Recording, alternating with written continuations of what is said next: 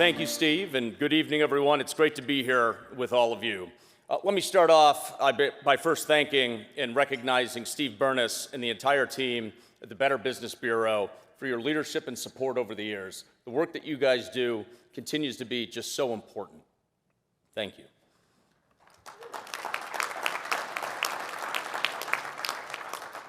Of course, I'd also like to extend my congratulations to all the award winners this evening. It's great to have the opportunity to celebrate and honor your accomplishments. So on behalf of my colleagues at PNC, it's my pleasure to again welcome everyone here this evening. You know, PNC greatly values our long-term partnership with the Better Business Bureau, and we're excited to mark our 11th year as presenting sponsor of this dinner. You know, over the years, I've had a number of opportunities as part of that partnership to address this audience, and many of you have probably heard me talk about how proud we are to be part of an event where the business community comes together to support one another and celebrate what you all live each and every day in your business. Shared values around integrity, commitment, and trust. That message was true then, it's true tonight, and it will be true tomorrow. Because at the end of the day, it doesn't matter if we're part of a small business, a middle market company, a large corporate, or even as consumers. It doesn't matter if we're B2B or B2C or what industry we're in. You strip all of that away, at our foundation, at our core, all we have is our integrity, and that's priceless. And we convey that value each and every day in how we communicate with one another and how we build and sustain lasting relationships over time. You see, we all share the BBB's mission, as well as our commitment to our customers and the communities that we serve. And that is so vital to our collective success. So in support of the BBB's slogan, the sign of a better business, PNC is honored to be here tonight with all of the better businesses in the audience. This is the room where it truly all happens. So thanks for being here.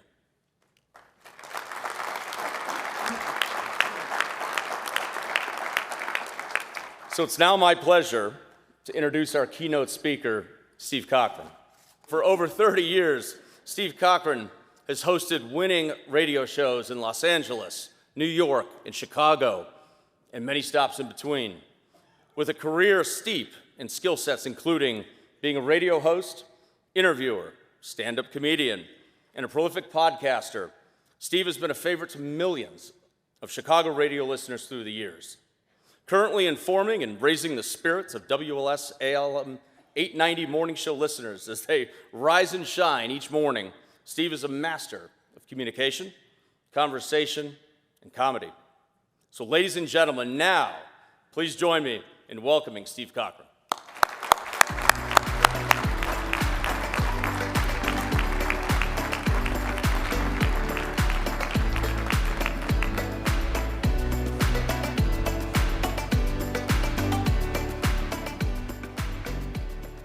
Hey, how's everybody?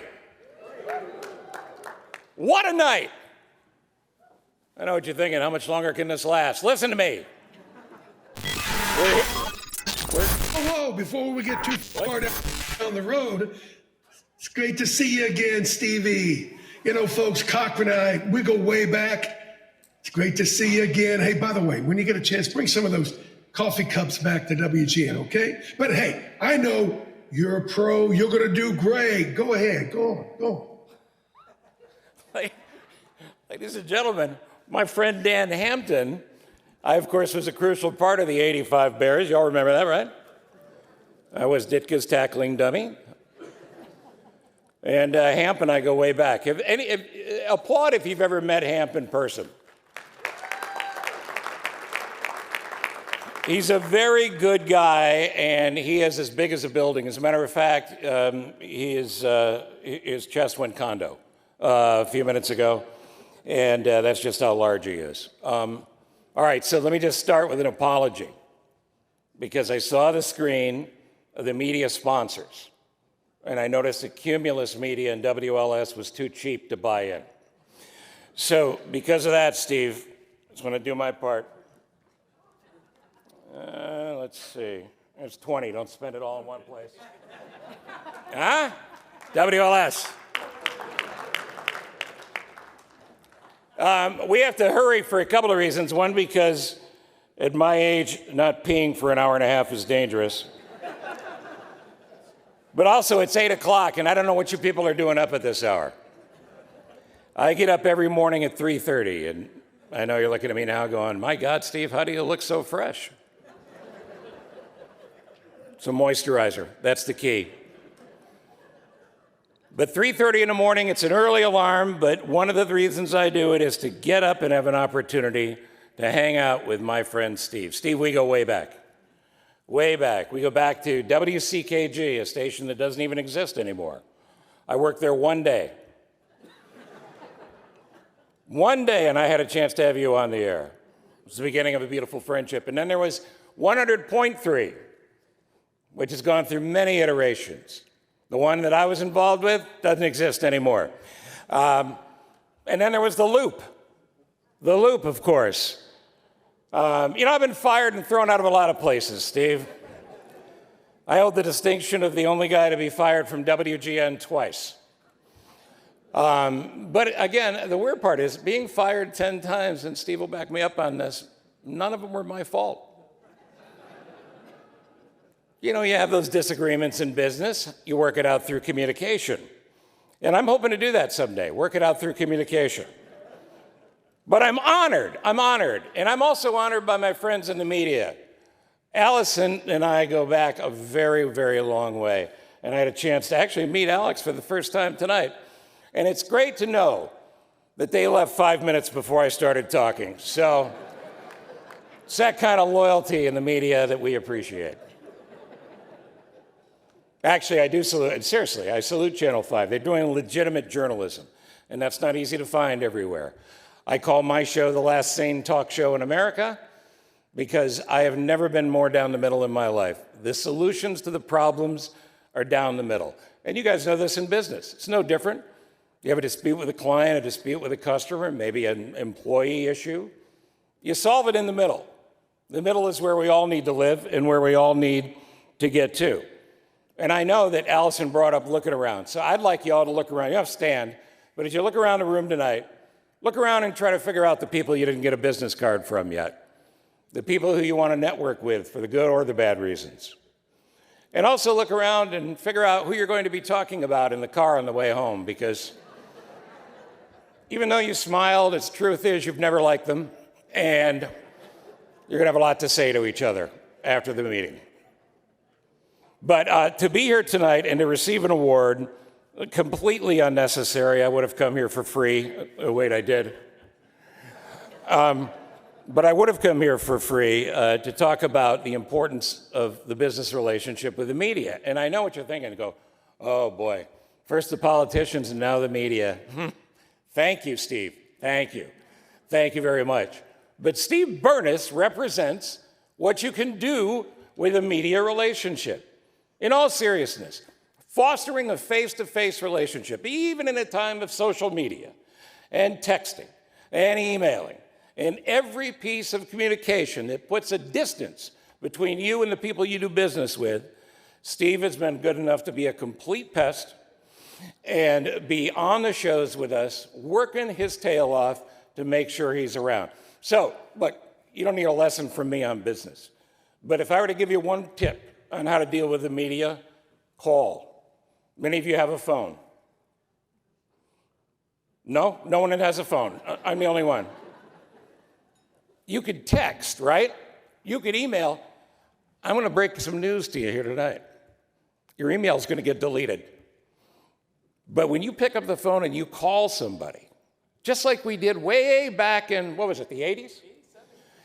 Yeah, way back in the 80s, you make a contact. And that face-to-face communication, the media has never been more important, because when you look somebody in the eye and you say, I need your help on something.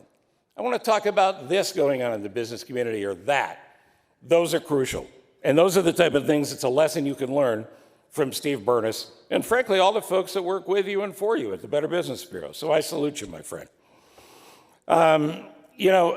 Being here to talk about relationships does bring up the fact that Andrea Darlis is here, and there's nobody I've enjoyed working with more. She's in the back of the room unless she left with Allison. Andrea, are you here? Stand up if you're still here. Andrea Darlis. And my lovely wife, Maureen, sitting with Andrea. No, she did leave. I'm being told she left. But she's here as well. And she actually worked in retail for more than 20 years. And in a moment, I'm going to talk a little bit about that relationship as well. But again, I don't mean to make this all about you, Steve, but the advice you've given me through the years. I remember when you said to me, put everything you have into Enron. And I said, are you sure? Are you sure? And you said, I feel good about it. I mean, that was... Now, you'll agree that didn't go the way we had hoped. But then you made it up to me. You said, I got a guy. I got a guy you need to call, Bernie Madoff. That didn't go the way we wanted. That wasn't perfect, right? But then you told me that you knew someone in Nigeria that was in trouble, and they would be sending me an email. You've always been there for me, always. And that's why I'm not surprised that you're happier than ever running the Better Business Bureau 36 years down the road. We were talking about this event tonight, and I reached out to you on LinkedIn, and you were updating your resume. And I said, Steve, I can't wait to come here. And it is really an honor. But the customer service piece and the integrity piece of the Better Business Bureau is what makes you all successful. And you should never, ever be shy about your success. You should be proud of it, boastful. We live in a time where success is questioned. The great Orion Samuelson, you met Orion through the years. Yeah, sure, round of applause. Orion's not here and he's pushing 90. A louder round of applause.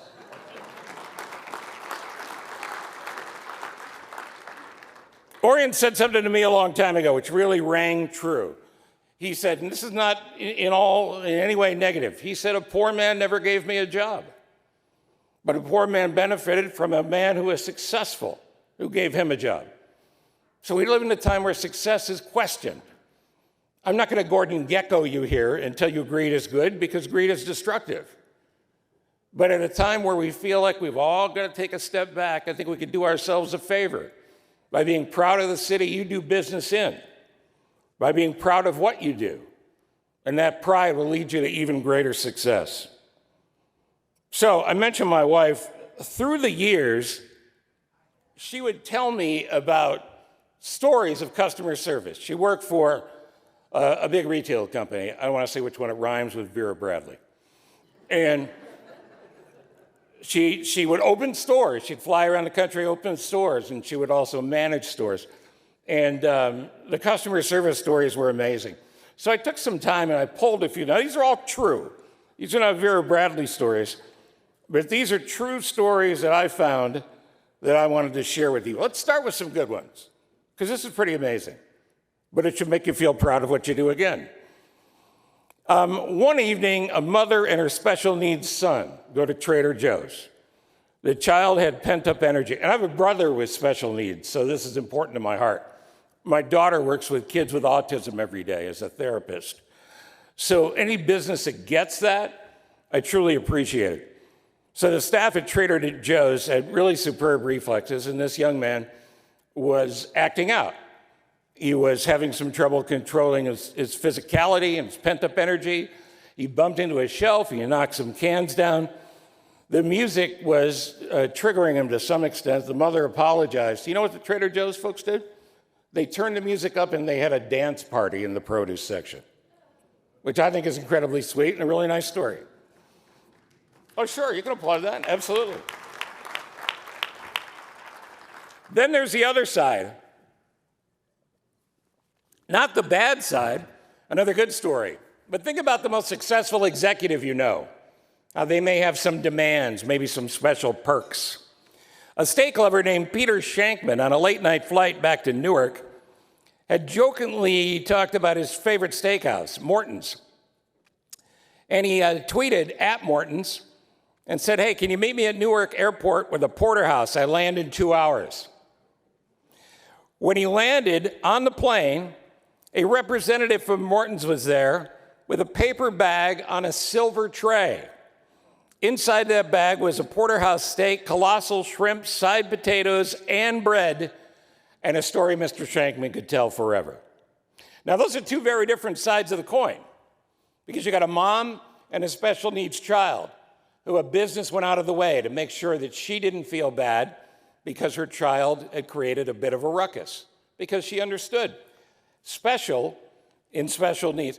My brother, my special needs brother, I've learned more from him in my life than I could ever teach him or ever could have taught him. When you pause for those moments, or even when you jokingly say as a very successful person, hey, bring me a steak to the airport, and a business steps up and delivers, it's absolutely amazing. And the big heart stuff continues. Man tells a story of his mother. She died late on a Friday afternoon, and he needed cash to make flight arrangements. The bank was closing. The vault was already closed on a timer. The branch manager learned about the man's predicament. Not only did he let him come in, went out the front door and withdrew $400 from his own ATM account so that he could give it to this man so he could take care of honoring his mother. It's the little things and the big things, and it's knowing the moments. It's to be able to recognize a moment and not miss it, but make the most of it. Because at the end of the day, that individual didn't expect his story to be told in front of 500 or 600 of you. He did it because he's a good person. And he saw somebody that was hurting and he stepped up.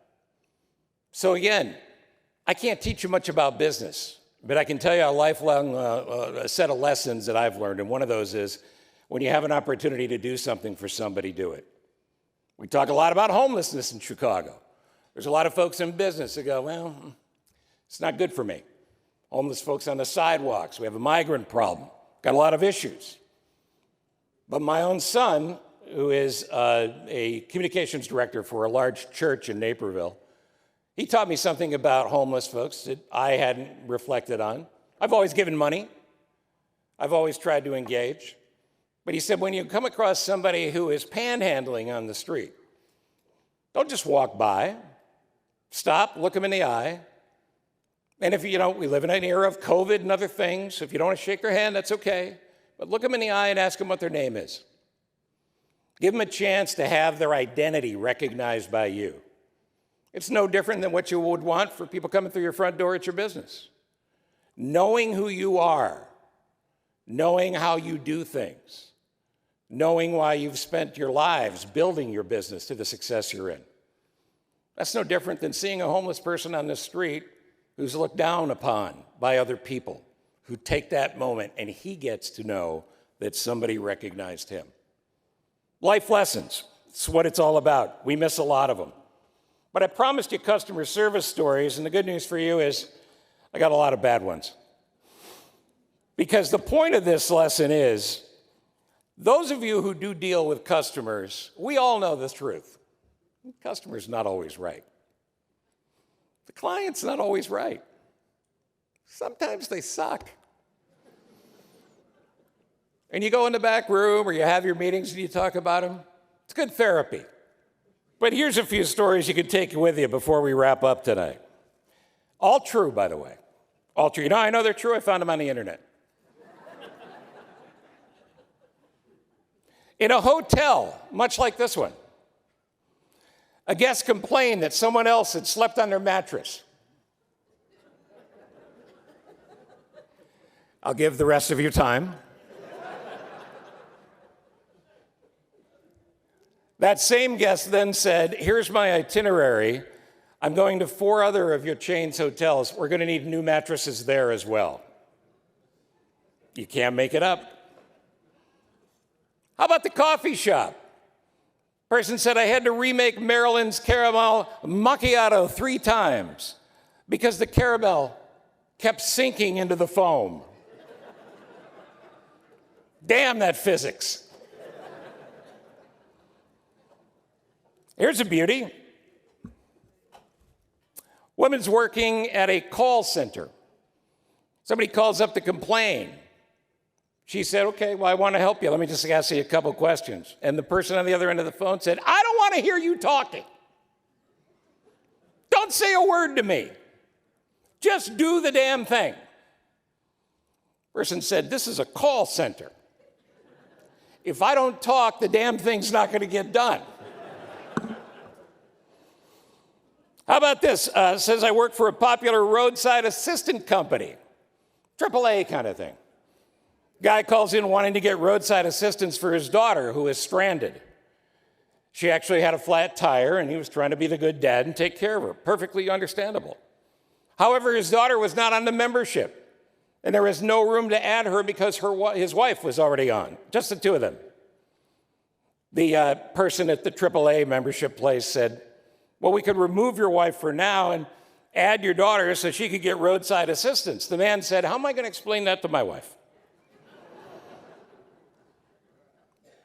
But it wasn't the most outrageous suggestion, I guess, because this man called her boss and said, your employee asked me to choose my daughter over my wife, and no one should be forced to do that. They're not always right. Sometimes they're crazy. So a guy comes into another business. Doesn't matter what kind of business it was, because you'll understand. Person says, can I help you with something? Said, yeah, you can. 3 Saturdays in a row now, I come down here at 4:30, and every effing Saturday, you close at 4. The woman calmly pointed at the sign that said, closing at 4 on the door. You can't make it up. Here's a lady that got mad that they didn't have Black Friday deals at the gas station. Here's a guy, worked in a bank.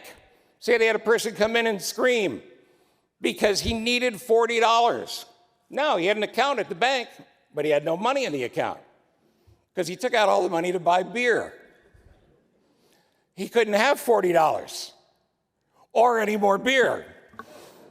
Let's see, here's another one. A woman in a pool situation. You know, it's summertime, the kids are at the pool, and they're at the pool. A woman is furious because the lifeguard has called the children out of the pool. She said, why won't you let my child swim in the deep end? Lifeguard looked at her very calmly and said, because your child's 4 and can't swim. I swear, you go through these and I think, I don't know how you guys do it every day without losing your minds. Thankfully, my wife didn't lose hers except the part where she stayed with me. All right.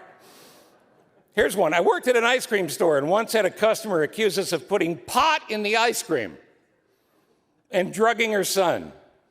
She said that after he ate the ice cream, he became lethargic. She then said she and her best friend tried the ice cream and claimed it tasted like the pot. The kid was 4. He'd been out in the sun all day. Had a big bowl of ice cream. Oh my God, and now he's tired. Said when I refused to admit there was pot in the ice cream, they called my boss. And my boss called the customer and said, you need to leave now. Possibly leave the child here. Here's a lady who once asked for non-stick tape. Again, some of you are slower than others. Generally, tape is supposed to be sticky, as you know. Here's one that worked for a cable company. Had people call in and complain because the free unlimited calling to Mexico with a phone plan really made her mad. She said, I don't want to call Mexico. And the person said, it's not mandatory. All of this adds up to me saying thank you. Thank you for the work you all do in every business you're in every day. Your commitment to the Better Business Bureau, to me, says everything I need to know about you and the business you conduct. I'm sure if I went around the room table to table, there would be many of you who have had 20 and 30-year employees, maybe more, because you do it the right way, or you wouldn't be involved with the Better Business Bureau. In all seriousness, my friend Steve Berners, who's been lauded far too much tonight, But Steve Burness is every inch of the man you believe he is. He is the guy that cares about the old people getting scammed by roving bands of creeps in the summertime or following a thunderstorm. And he cares about you. He would like you to not put yourself in harm's way for 10 minutes so he could get some lunch. But in the meantime, he very much wants to be the guy who continues to set you up for success. So let me just close with this. You know, coming here tonight was not a sacrifice, but my wife and I are missing our 8-year-old granddaughter's science fair. You can imagine the guilt that's going to be coming from that, because we have an 8-year-old granddaughter, a 4-year-old grandson, and a 2-month-old grandbaby, brand new. She's 2 months old. I had her birthday last week. I am 756 months old. Don't do the math. It's 756. Trust me, it's true. At this point, I'm aging like a banana in the summer sun. Wasn't always that way. When I was 25, a lot of people thought I looked like Brad Pitt. When I was 35, I used to get Denzel Washington a lot. When I was 45, I got more of a George Clooney sort of look going on.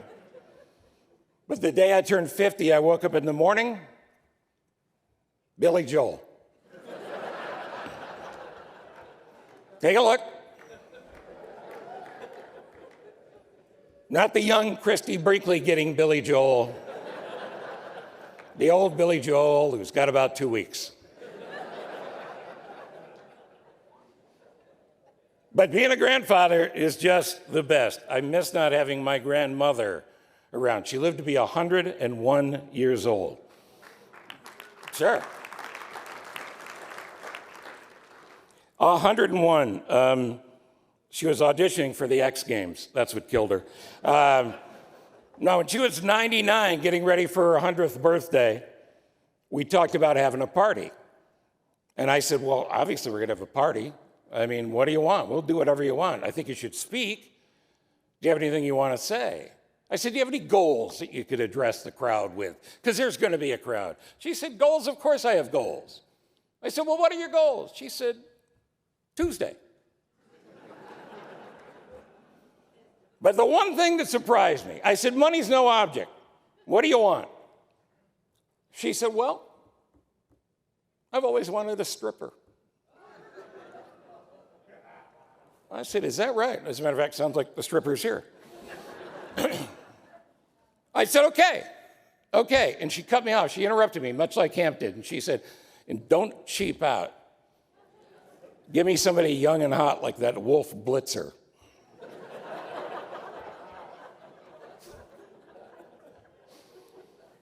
The hour grows long. I'm on the air in 9 minutes. So I thank you for the honor. I thank you for being here, but mostly, in all sincerity and seriousness, I thank you for what I have, and that's a love of this city and a belief in this city. Chicago is a great city, and when your friends or your neighbors, when people who haven't been to town in a long time, call you up and say, I'm coming to town, I hope I don't get shot. I'm coming to town. I hope it's not the Wild West. Take that opportunity to tell them the truth. Big cities have problems, usually exacerbated by politicians.